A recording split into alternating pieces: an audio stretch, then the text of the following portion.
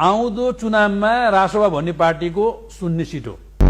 भेडु दाहालले यदि चितवनमा चुनाव हार्छ भने यो त्यसमा अर्को युद्ध हुन्छ ल। के ठुलो कुरा मैले झापा 5 मा हैन केपी ओली लड्नु भएको ठाउँमा सबै दल एक भएर जाँदा पनि केपी ओलीलाई हराउने ताकत कसैको छैन। बालेन त फरक कुरा हो त्यसो। बालेन त फरक कुरा, उहाँको त जमानत जफत हुन्छ, लेखेर राख्नुस्, जमानत जफत गराइदिन्छु उहाँ। राष्ट्रपा त कुनै प्रतिस्पर्धी दलै होइन, हेर्नुहोस् अहिले त म मान्दिनँ। यो त उही फेसबुकमा मात्रै प्रतिस्पर्धा हो। गुगलमा राप्रपासँग प्रतिस्पर्धा छ र भूगोलमा छैन।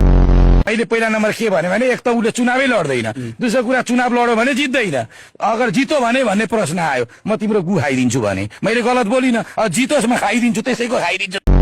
कस्ता कहाँ गए मुसाका छोरा कोटा भन्छन् नि। केपी शर्मा ओलीलाई कसले हराउन खोज्दाखेरि सकेनन्, अब बालेन शाहले केपी शर्मा ओलीलाई हराउने यो आकाश खसे के होला जस्तो कुरा नगर्नुहोस् के ऋषिजी। बालेन शाहजीले म यसो हेर्छु राष्ट्रपाका मान्छेले केपी शर्मा ओलीसँग जोडिएर आफ्नो पार्टीको प्रचार गरिरहेछन्।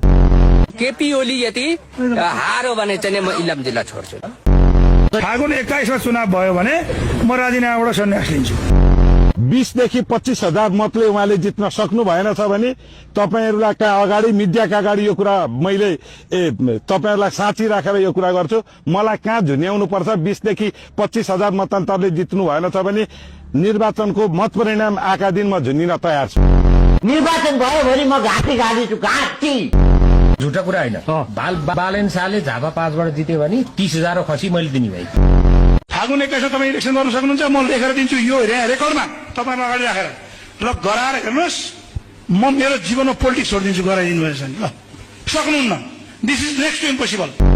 मैले त पहिले नै मेरो च्यानलबाट नै भनेको छु फागुन 21 गते चुनाव हुँदैन। बालेनले जित्यो भने झापामा कान काटेर म टिचिङ हस्पिटलमा टाका लाउँछु। जोसुकैले जेसुकै गरोस् हामी चुनाव हार्दैनौँ, हार्दैनौँ। 1,10,000 मत खस्न सक्छ। 1,10,000 मध्ये 60,000 को आसपास मत सूर्य चिन्हमा खस्छ, अरू मत अलिअलि बाँडिएला 23 जनामा। रवि बालेन उहाँले च्यालेन्ज कुनै थ्रेट फिल हुँदैन चुनावी समीकरणमा?